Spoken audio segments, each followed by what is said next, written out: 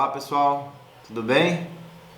Bom, no episódio anterior nós contamos as novidades para vocês, vendemos o barco, mostramos para vocês a nossa pequena Leia e também falamos do nosso Apoia-se que nós criamos aí para dar uma força nos nossos vídeos.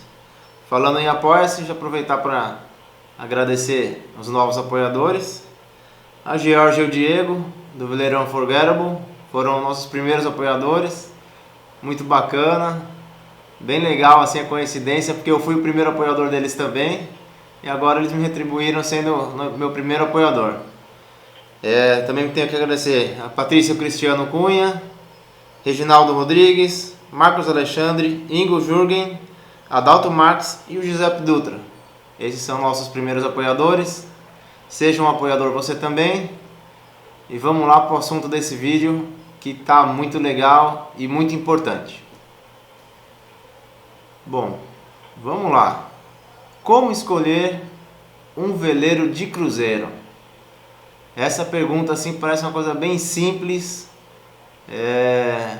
mas não é tão simples assim. Talvez esse seja um dos principais pontos, a coisa mais importante que você vai ter que definir para comprar o teu veleiro de cruzeiro.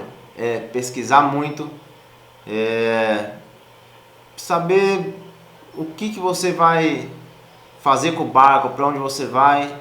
Então vamos lá, vamos por tópicos. Como tem muito detalhe a ser observado, eu dividi entre tópicos, que é para a gente já ir se acostumando, aprendendo e saber o dia que vocês foram procurar um barco para comprar, como eu estou fazendo agora, saber direitinho por onde começar.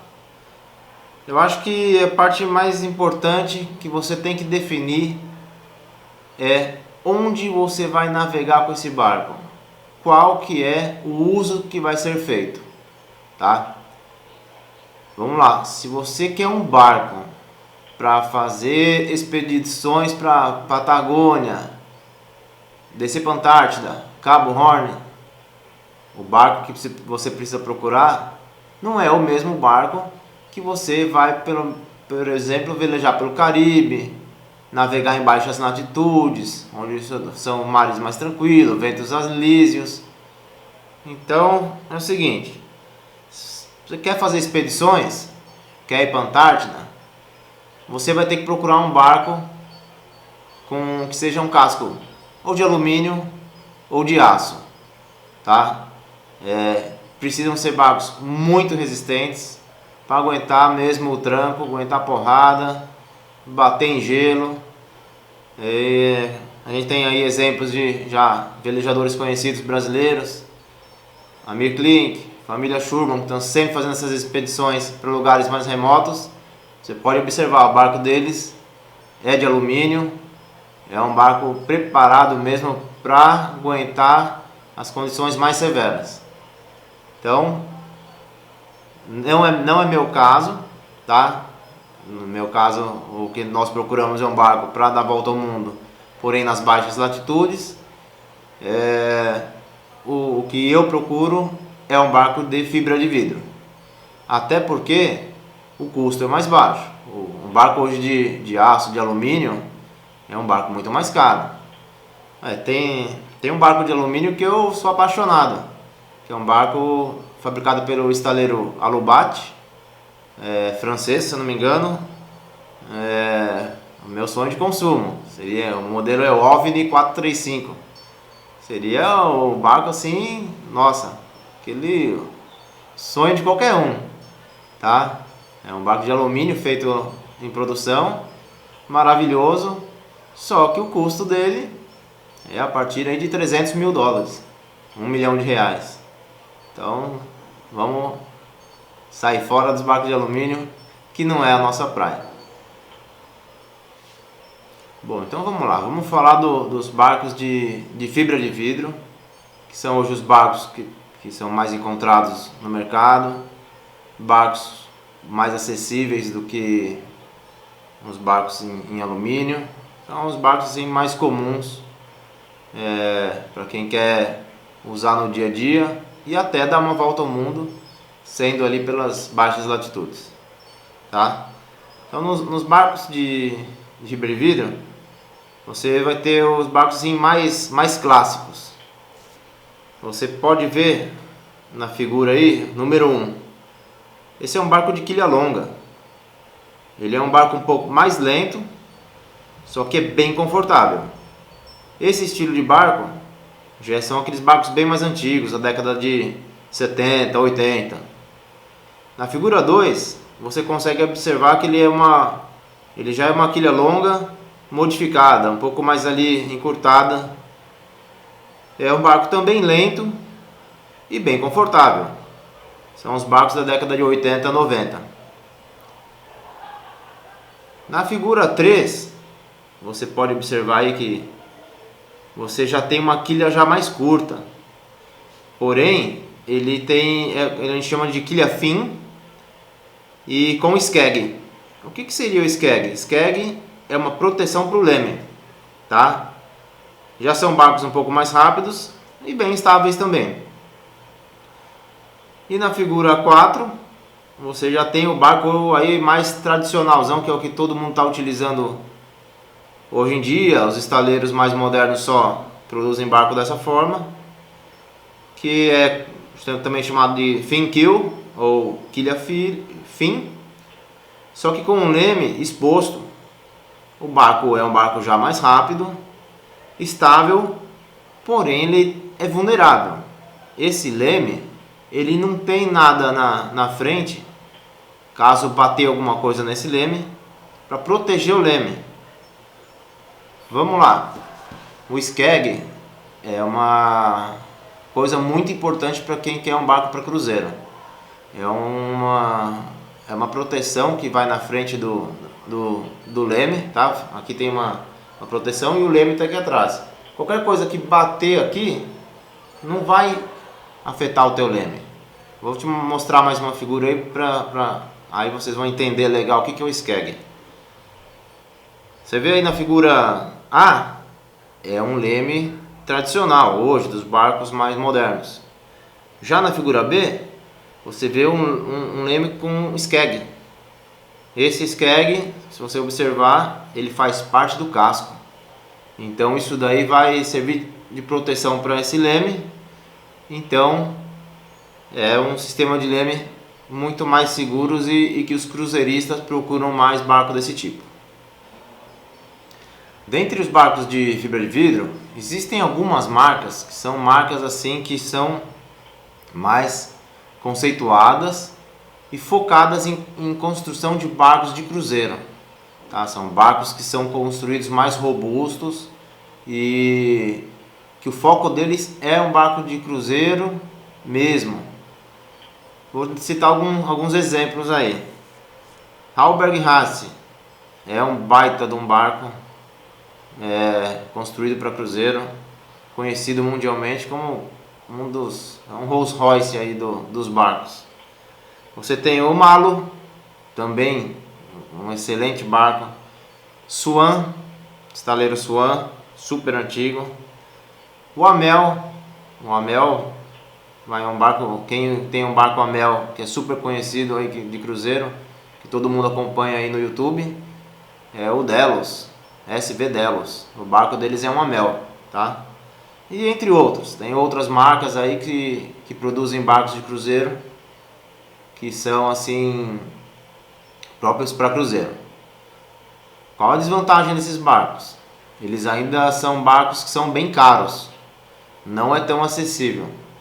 Um barco na faixa de 40, 42 pés, que é o que eu procuro, ele está em faixa aí de 200, 300 mil dólares pelo menos. Então é um barco ainda que é bem caro, não é tão acessível. Bom, vamos falar um pouco dos barcos então de produção. São os barcos de produção já mais em uma grande escala aí. Muito conhecidos, vende pra caramba, tá no mundo todo. Que são os Beneteau, Jeanneau, Bavaria, Dufour. Esses barcos são barcos que eles são um barco que eles chamam de cruzeiro, mas é um cruzeiro não tão robusto igual os barcos que eu falei anteriormente. Quer dizer então que esses barcos não são bons? Não dá para dar volta ao mundo com ele? Não é para comprar? Não é assim também. Existem muitas pessoas dando volta ao mundo, viajando por aí, morando a bordo, com seus Benetôs, Genoas, Bavária. São barcos que são, apesar de ser de linha de produção, são muito bem feitos.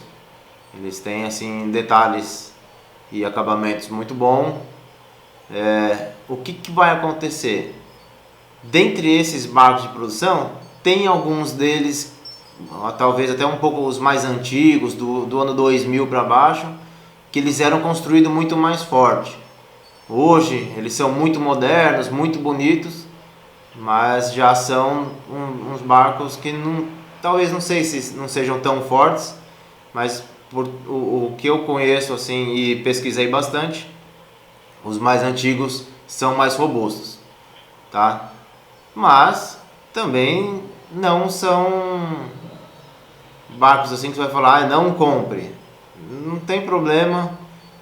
Pode, se você não tem a grana para comprar um Malo, um Swan, um Halberd Racing, você também tem como comprar um barco de produção, equipar ele da forma corretamente e viajar pelo mundo, sem problema nenhum. Lembrando, você vai estar navegando ali em baixa latitude, perto do Equador, ventos alísios. Você não vai pegar um barco desse aí para querer ir lá para as altas latitudes, fazer uma viagem mais pesada que não foi feito para isso. Bom, falei bastante dos barcos aí de produção importados, mas nós temos também os barcos brasileiros, os estaleiros brasileiros, que são os mais conhecidos, são os Deltas e o MJ. O Delta é um estaleiro muito bom, tá? Tem barco velejando pelo Brasil inteiro, vendem bem.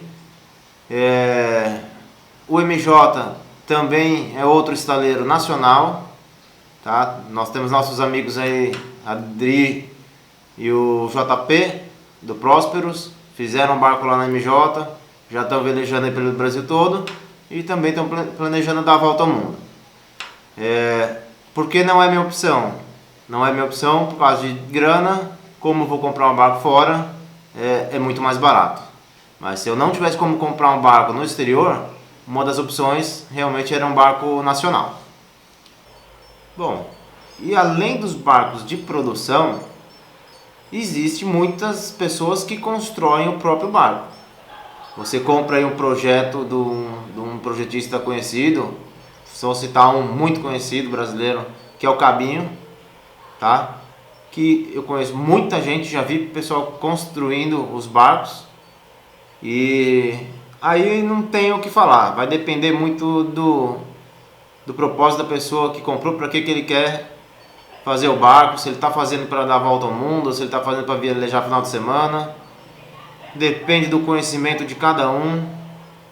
Já vi muita gente que construiu seu próprio barco, já deu volta ao mundo, show de bola, sem problema nenhum.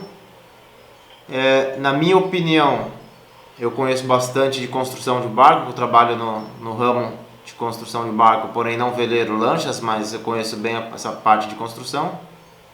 Eu não acho que vale a pena, isso é uma opinião minha, tá?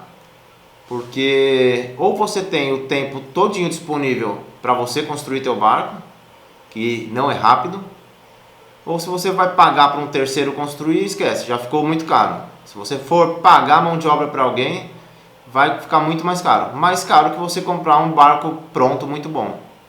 Agora, eu já vi pessoas assim, aposentados, pessoal que já não trabalha mais, construir teu barco, pô, no quintal de casa mesmo, não precisa ser nem uma marina, num terreno, construir, ficar muito bem feito e estão velejando pelo mundo. Essa é uma opção também. Essa questão de construir um barco, tem que pôr muito na balança, porque às vezes sai muito mais caro que você comprar um barco pronto. E sem falar do tempo, né? Pessoas ficam construindo barcos 5 anos, 10 anos, até 20 anos. Então, esse tempo você poderia estar velejando já, né? Então essa parte de construção de barco é difícil falar. E como envolve dinheiro também, cada um tem a grana num certo tempo. Se você tem muita grana para construir e já construir comprando material, o barco fica até pronto rápido. E tem pessoas que têm ali uma grana X por mês que vai fazendo aos poucos, fica pronto em 5 anos, 10 anos, 20 anos. É uma opção também. Bom, vamos lá, vamos agora falar um pouco de mastro, mastreação. O pessoal me pergunta: pô, Luciano, vai comprar um barco novo agora? Como que você já viu aquele mastro que enrola a vela dentro, que é igual se fosse uma genoa dentro do mastro? Já vi, conversei com bastante gente, até algumas pessoas que têm isso aí no barco. Hoje os barcos modernos e barcos grandes, muitos estão saindo com esse tipo de enrolador no mastro. Pelo que eu conversei com muitas pessoas, não é de dar defeito. Sabendo operar da forma correta, lubrificando o sistema de tempos em tempos, que é onde ele enrola dentro do mastro, é muito difícil dar problema. Pessoal que gosta de regata, né, barco de competição, de correr, regata, não gosta porque não tem o mesmo rendimento que a vela tradicional. Para um cruzeirista, no meu caso, por exemplo, que sou eu, minha esposa e uma criança, eu não tenho muita gente para fazer força ou para subir no convés e lá na frente subir, risar a vela, ou se der um problema ter que baixar a vela rápido. Então eu enxergo o mastro esse com enrolador de mestra uma opção boa. Não tem o mesmo rendimento, ele é um pouco mais lento do que uma vela tradicional, pouca coisa. Para quem faz cruzeiro, não importa. Quem cruzeirista não tem pressa de chegar. Tem que chegar com tranquilidade, com calma. Chegando é o que importa. Vamos dar uma olhada aí nos sistemas nos tipos de mastro. Vamos lá, o mais tradicional é o veleiro sloop. Retranca um mastro, né? Com retranca normal e genoa na proa. Um modelo também bem tradicional é o cutter, que é um mastro. A diferença é que tem duas genoas. Ele tem um backstay, que é um stay um pouco mais atrás da genoa, que você pode colocar ali uma vela de tempestade ou até velejar mesmo com duas genoas. É um sistema bem legal. O cat é um veleiro com os dois mastros. Você tem o mastro principal e atrás um mastro menor. E o yaw, que também são dois mastros, mas esse mastro traseiro é um mastro menor, que ele na verdade não é nem utilizado assim para ganhar velocidade, mas ele serve para dar um equilíbrio e servir para melhorar assim a velejada até na orça e melhorar como se fosse um leme do barco. Então é isso aí, mastro. Essas são as opções assim mais comuns hoje nos veleiros modernos. É o que tem mais, você vai ver no dia a dia aí, pessoal, são esses 4 tipos. E não tem muito segredo também. O importante de mastreação é estaiamento. Eu acho que estaiamento, quando você for comprar um barco, você tem que principalmente fazer viagem longa, você tem que observar muito o estaiamento. Estaiamento, para quem não está familiarizado com a palavra aí, são os cabos de aço que seguram esse mastro. Ele tem validade, tá? O pessoal fala que a cada 10 anos você tem que trocar eles. Por quê? Se um stay desse quebra enquanto você está velejando, acabou a estrutura do mastro, dependendo do stay que for, quebra até o mastro. Aí sem mastro, meu amigo, você não chega em lugar nenhum. Inclusive, lá fora, muitas seguradoras, quando vai pôr o barco no seguro, eles pedem o relatório para saber se os estaiamentos foram trocados, qual a idade. Porque se tiver mais de 10 anos, não faz o seguro. Isso é muito interessante saber. Bom, vamos falar agora um pouquinho de um detalhe, de algo assim que pouca gente fala e é muito importante para se definir num barco de cruzeiro. É a propulsão do motor. Geralmente, você tem dois tipos principais de propulsão para o veleiro. Você tem o eixo, que é o eixo com hélice, mais conhecido como pé de galinha, ou você tem a rabeta, que é acoplado, que ela desce reto aqui, tá? Uma rabetinha, que é conhecida como a stern drive, tá? Ou desculpa, sail drive. O que é melhor para cruzeiro? Na minha opinião, é o eixo com hélice, que é o famoso pé de galinha. Por quê? Eu conheço bastante dessa parte de mecânica, porque eu já fui concessionário Volvo Penta, tá? Que é o que vende as rabetas. E eu lembro na época de pegar muito rabeta, que ela enche d'água. O que acontece? Na rabeta você tem retentores, que é o que veda esse eixinho o eixo do hélice. Pode entrar uma sujeira, linha de pesca, e estraga esse retentor. O que acontece? Entra água no óleo. Aí, meu amigo, acabou. Pode travar a rabeta, você está sem motor. Outro problema grande é que essas rabetas elas são feitas de alumínio. Vou colocar uma imagem aí para você dar uma olhada numa rabeta corroída. Se você não cuidar, não trocar o anodo dela, ou tiver um problema de eletrólise no pier, onde teu barco está guardado, ou na marina, esse alumínio come de fazer buraco e estragar. Então, na minha opinião, eixo, pé de galinha é o mais convencional, mais seguro, manutenção muito mais fácil e acho que a possibilidade de quebrar é muito pequena.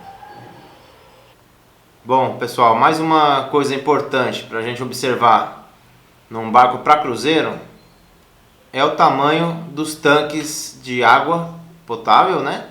E o tanque de combustível. É super importante você ter autonomia. Os barcos assim para cruzeiro um pouco mais antigo tem os tanques bem grandão, 500 litros, 600 litros pelo menos de água. E de diesel o ideal é ter de 200, 300 litros para cima, porque aí você tem uma autonomia muito grande. Se o barco tiver um tanque de água pequeno, você vai ter que ter um dessanalizador, que para mim eu acho essencial para um barco de cruzeiro que vai fazer longas travessias, ficar em lugares remotos, lugares que você não vai ter acesso à água potável, tem que ter dessanalizador, porque aí você está tranquilo, vai consumindo água, vai repondo, sem se preocupar com a quantidade de água. Isso aí é o ideal. Bom, pessoal, e o que mais vai definir mesmo o barco que você vai comprar é a questão financeira, é a grana. O dinheiro é o que vai ser aí a favor ou contra, porque infelizmente a diferença de preços de um para outro é muito grande. Então o que vai definir mesmo, além de todos esses tópicos que nós falamos, é o dinheiro. Bom, considerações finais, vamos lá. É uma coisa muito complexa, vai do gosto de cada um. Tudo que eu falei aqui, muita coisa é minha opinião, é o que eu penso. Principalmente modelo de barco, tipo, mais antigo, mais moderno. Essas ideias divergem muito de pessoa para pessoa, então vai de cada um. Mas assim, os pontos principais e básicos mesmo assim nos barcos tem que ser esses que nós falamos. E como a gente conversou outro dia entre vários velejadores, O barco bom é aquele que você pode ter. Essa é a realidade. O barco bom é aquele que te faz feliz, que você se sente bem dentro dele, que ele te passa confiança e o que você pode ter. Esse é o melhor barco que tem. É isso aí. Olha quem chegou aqui para dar tchau para vocês. Bom, galera, espero que vocês tenham gostado, que tenha tirado bastante dúvida aí de vocês, tenha ajudado. Para vocês que querem comprar um barco no futuro, essas são as minhas dicas, minha ajuda que eu consigo passar para vocês. E é isso. Bom, se vocês gostaram do vídeo aí, dá um like. É importante pra caramba, que divulga mais o vídeo, ajuda a espalhar mais a informação aí para todo mundo. Entra no nosso Apoia-se, apoia.se/veleiroliberdade, dá aquela força pra gente e até o próximo vídeo. Valeu, um abraço a todo mundo, tchau da Leia, tchau!